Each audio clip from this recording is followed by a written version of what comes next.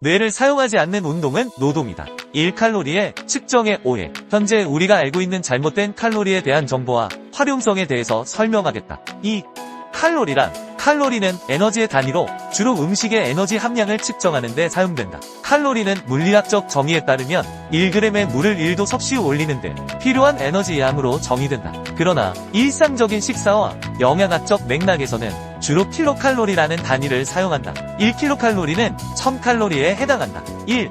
음식의 칼로리 함량. 음식의 칼로리 함량은 그 음식의 성분에 따라 다르다. 1. 탄수화물 1g당 약 4kcal, 2. 단백질 1g당 약 4kcal, 3. 지방 1g당 약 9kcal. 이러한 이유로 지방이 포함된 음식은 같은 양의 탄수화물이나 단백질보다 더 많은 에너지를 제공한다. 따라서 다이어트나 체중 관리를 할 때는 음식의 종류와 칼로리 함량을 고려하는 것이 중요하다. 3. 칼로리의 종류. 칼로리는 크게 두 가지로 나눌 수 있다. 1. 섭취 칼로리.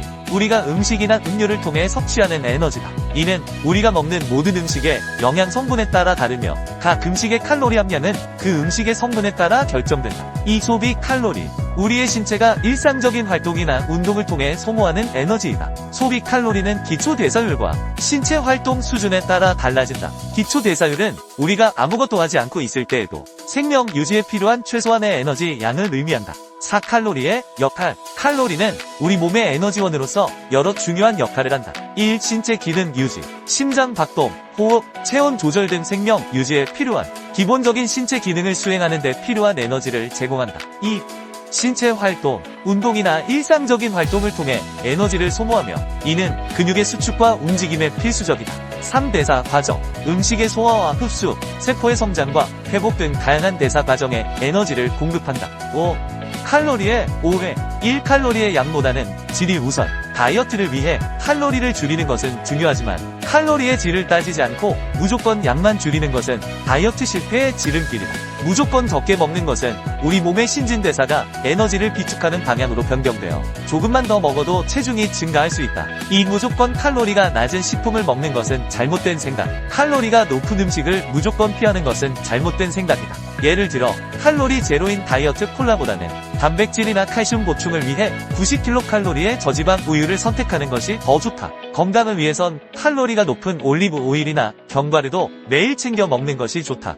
같은 칼로리라도 흡수되는 양이 다르다. 같은 100kcal라도 콜라와 강낭콩은 몸에 흡수되는 양이 다르다. 콜라를 마시면 당이 빠르게 흡수되어 인슐린 분비를 자극하고 이 과잉 분비된 인슐린은 당을 모두 사용하기 전에 지방세포에 축적된다. 반면 강낭콩을 먹으면 혈당이 서서히 올라가며 인슐린을 자극하지 않는다. 또한 강낭콩의 당은 몸에서 충분히 사용되기 전에 지방으로 바뀌지 않는다. 섬유질이 많아서 칼로리가 모두 흡수되지 않기도 하다. 4칼로리 다이어트의 효과는 개인에 따라 다르다. 음식은 단순히 칼로리를 생성하는 에너지원이 아니다. 음식에 포함된 다양한 요소들은 우리 몸의 유전자의 정보를 전달하며 이는 체중 감소나 증가를 조절하고 식욕을 자극하거나 억제하는 역할을 한다. 이처럼 음식과 우리 몸의 상호작용은 개인마다 다르므로 모든 사람에게 통용되는 완벽한 식사 방법은 없다. 6칼로리 측정의 오해.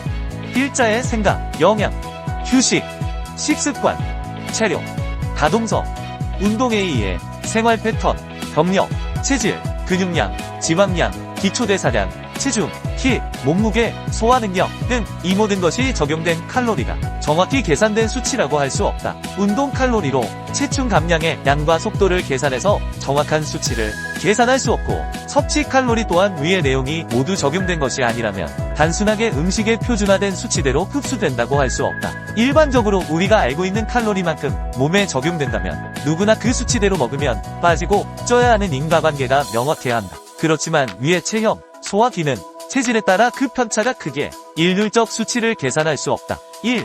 개인의 차이.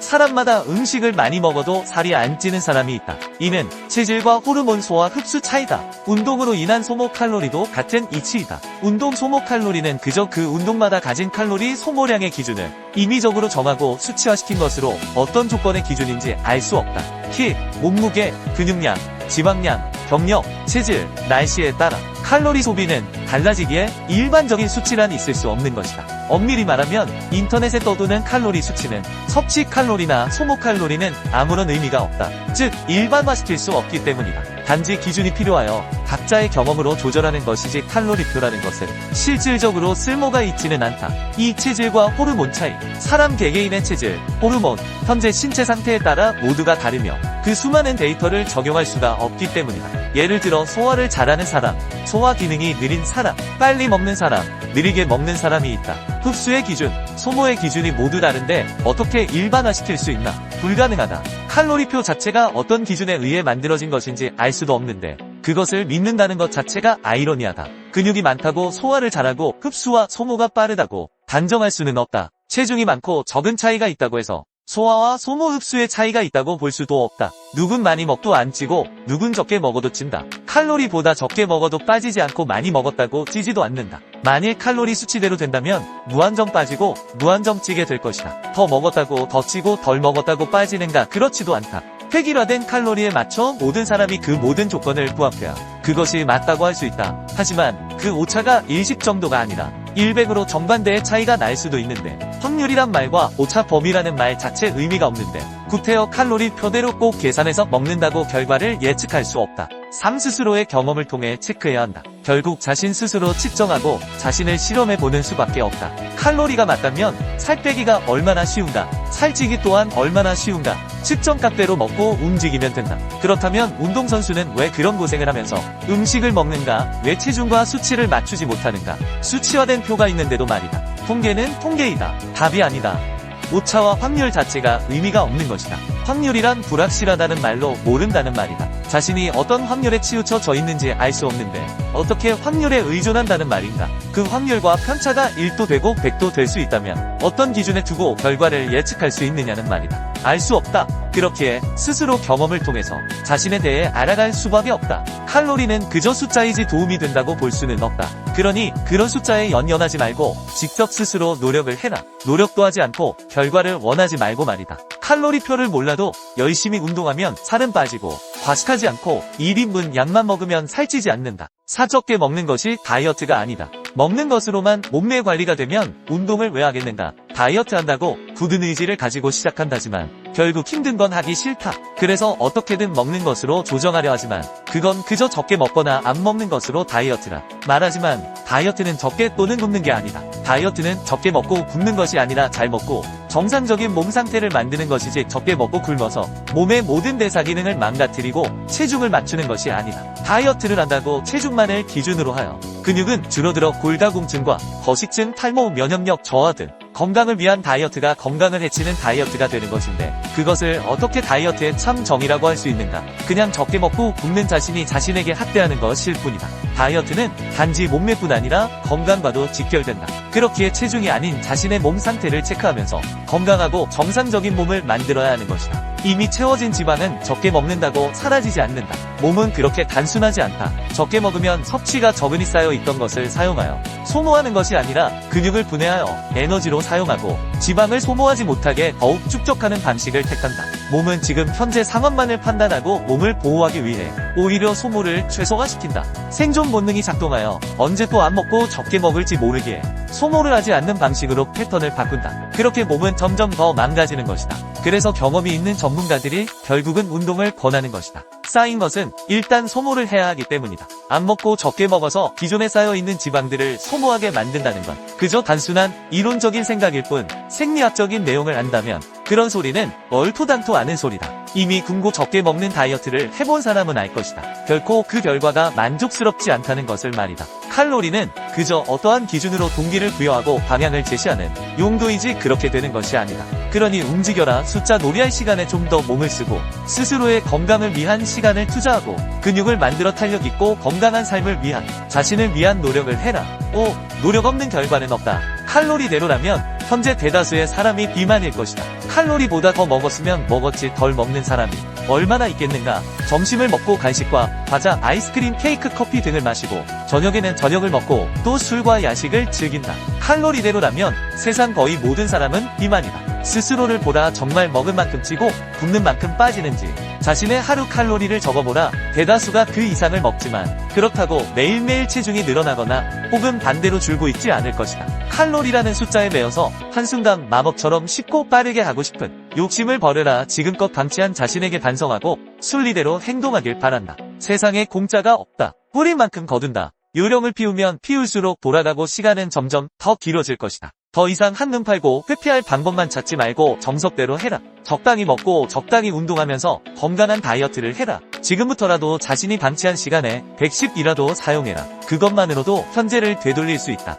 그것이 마법이 아니면 무엇인가? 그 이상을 바란다면 당신은 양심이 없는 것이다. 6. 올바른 칼로리 섭취. 1. 음식의 품질 중요. 단순히 칼로리를 줄이는 것이 아니라 섭취하는 음식의 품질에 주목하는 것이 중요하다. 비타민, 미네랄, 단백질, 식이섬유 등 필요한 영양소를 고루 공급해주는 식품을 선택해야 한다. 이 균형 잡힌 식사 필요. 균형 잡힌 식사를 하는 것이 중요하다. 탄수화물, 단백질, 지방 등 3가지 주요 영양소를 적절히 섭취해야 한다. 특히 단백질은 포화감을 주어 식욕을 조절하는 데 도움을 줄 수 있다. 3. 천천히 먹는 습관 기르기.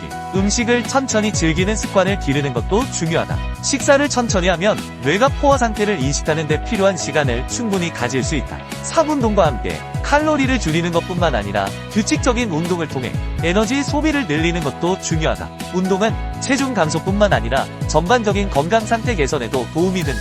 7. 물은 칼로리가 없다. 물은 칼로리가 없으므로 물을 많이 마셔도 살이 찌지 않는다. 그러나 물을 많이 마시면 체내의 수분이 늘어나 일시적으로 체중이 증가하는 것처럼 느껴질 수 있다. 이는 체중 증가가 아니라 일시적인 수분 증가에 불과하므로 걱정할 필요는 없다. 1. 물의 효과. 물은 우리 몸의 순환 체계를 도와 지방과 독소를 몸 밖으로 배출하는 데 도움을 준다. 따라서 몸이 잘 붙는 사람은 물을 충분히 마시는 것이 좋다. 물을 마시는 것은 다이어트뿐만 아니라 건강 유지에도 중요한 역할을 한다. 이 물 마시는 방법. 물은 목마름을 느낄 때마다 마시는 것보다 일정 시간을 정해놓고 마시는 것이 신진대사를 활발하게 하는 데 좋다. 이를 통해 체중 관리와 건강 유지에 도움을 줄 수 있다. 8. 칼로리의 차이. 1. 모든 칼로리가 동일하다. 많은 사람들이 칼로리의 양만을 고려하고 그 출처나 종류는 무시하는 경향이 있다. 그러나 칼로리는 음식의 성분에 따라 다르게 작용한다. 예를 들어 100칼로리의 사과와 100칼로리의 사탕은 영양소의 조성과 신체에 미치는 영향이 다르다.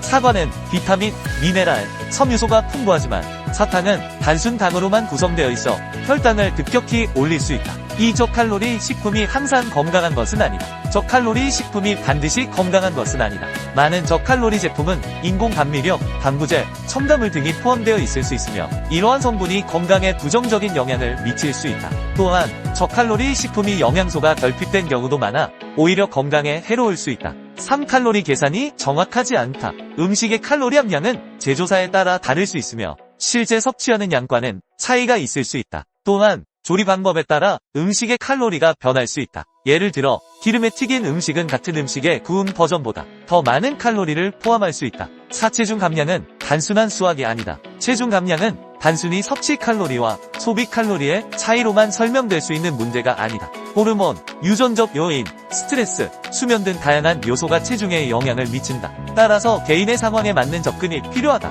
5. 제조사에 따른 차이. 1. 영양 성분표. 각 제조사는 자사의 제품에 대한 영양 성분을 측정하여 표기한다. 그러나 이 측정은 표본에 따라 달라질 수 있으며 실제 제품의 칼로리 함량은 다를 수 있다. 2. 표준화된 방법. 칼로리 측정은 일반적으로 특정한 방법을 사용하여 이루어지지만 이 방법이 모든 음식에 동일하게 적용되지는 않는다. 6. 실제 섭취량, 서빙 사이즈. 많은 영양 성분표는 특정 서빙 사이즈를 기준으로 한다. 그러나 사람들이 실제로 섭취하는 양은 이보다 많거나 적을 수 있으며 이는 칼로리 섭취량에 큰 영향을 미친다. 7. 조리 방법. 조리 과정에서 수분이 증발하거나 기름이 추가되는 등 음식의 칼로리 함량이 변할 수 있다. 예를 들어 같은 양의 닭고기를 구운 것과 튀긴 것의 칼로리는 크게 다를 수 있다. 1. 조리 방법에 따른 변화. 튀김 vs 굽기. 튀김은 기름을 흡수하여 칼로리가 증가한다. 반면 굽거나 찌는 방법은 상대적으로 칼로리를 낮출 수 있다. 조리시간과 온도. 조리시간과 온도에 따라 음식의 성분이 변화할 수 있으며 이는 칼로리 함량에도 영향을 미칠 수 있다. 8. 음식의 성분 변화. 1. 가공식품. 가공식품은 종종 추가된 설탕, 지방, 나트륨 등이 포함되어 있어 칼로리가 높아질 수 있다. 이러한 성분들은 음식의 맛을 좋게 하지만 건강에는 부정적인 영향을 미칠 수 있다. 이 신선한 재료 vs 가공된 재료. 신선한 재료는 일반적으로 더 많은 영양소를 포함하고 있으며 가공된 재료는 칼로리가 높고 영양소가 적을 수 있다. 의사한 팁. 수축이 잘 돼야 이완이 잘 된다. 이완이 잘 돼야 수축이 잘 된다. 흔하게 몸의 반동을 이용하는 경우가 많다. 이럴 경우 전신운동으로 전신운동을 원한다면 추천하지만 아니라면 최대한 무릎과 허리의 움직임을 제어해야 한다. 항상 올바른 방법을 숙지하고 운동하기 바란다. 또한 어떤 운동을 하든 자세를 잘 유지하기를 바란다. 반동이 일어난다는 것은 과한 중량을 억지로 들고 있다거나 잘못된 습관이 자신도 모르게 몸에 배어 있다는 것이다. 이것을 자각했다면 스스로 고쳐나가길 바란다. 운동 자세 또한 운동의 중요한 부분을 차지한다. 물론 부상을 예방하는 측면도 있지만 제대로 된 근육 발달을 위한 것이기도 하며 다른 것을 다 제쳐놓고라도 멋이 없다. 폼이 안 나고 너무 아마추어 같아 볼품없다. 몸은 멋있는데 운동 폼이 이상한 사람이 있는가? 이상하게 운동하면 당신은 어디서든 운동하는 사람이 아닌 이상한 사람으로 보이게 된다. 전혀 멋있어 보이지 않는다는 소리다. 그러니 제대로 된 자세로 운동하여 올바른 근육 성장을 이루길 바란다. 호흡. 수축할 때 뱉고 이완할 때 마시는 이유는 호흡을 뱉을 때 근육이 수축하고 호흡을 마실 때 근육이 늘어나기 때문이다. 근육은 호흡을 내뱉을 때 함께 수축한다. 반대로 호흡을 마시는 경우 근육은 늘어나기 때문에 호흡을 마시는 것은 근육을 이완하는 데 효과적으로 작용한다. 처음에는 무게 없이 근육의 움직임을 느끼도록 맨몸으로 연습하는 것이 좋다. 무게 없이 맨몸으로도 충분히 자극이 전달된다. 근육은 무게로 움직이는 것이 아니다. 근육은 움직임 자체로 사용되는 것이다. 집중. 근육의 느낌을 잡는 것을 어려워하지 말아라. 근육의 모양인 결과운동 진행 방향을 상상하고 집중하면 된다. 선수처럼 느끼려 하지 마라. 느껴지지 않는다. 당신은 프로 선수가 아니다. 꼭 느낌을 컨트롤해야 하는 것이 아니다. 결국 뇌가 하는 것이니 상상과 집중만 제대로 하면 된다. 자극에 연연하지 마라. 저절로 되기도 하고 안 돼도 상관없다. 중요한 것은 생각과 집중이다. 그러니 이미지 트레이닝을 하는 것이다. 그러면 몸은 뇌의 명령에 따라 움직임으로 집중하고 상상만 하면 된다. 이것은 선수들의 경우에도 마찬가지이다. 경력과 상관없이 집중과 상상으로 근육의 성장은 달라진다. 그만큼 중요한 것은 집중과 상상이다.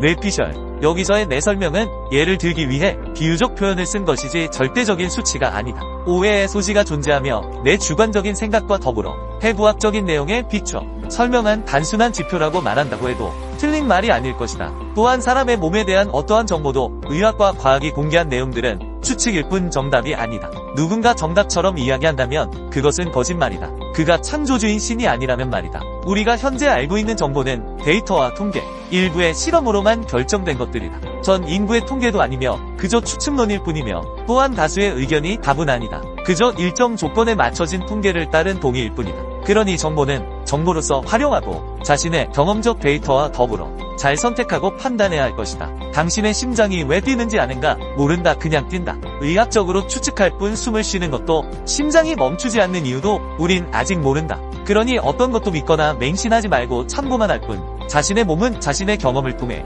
자신에게 맞는 운동 방법을 찾아 나가길 바란다. 5. 마무리.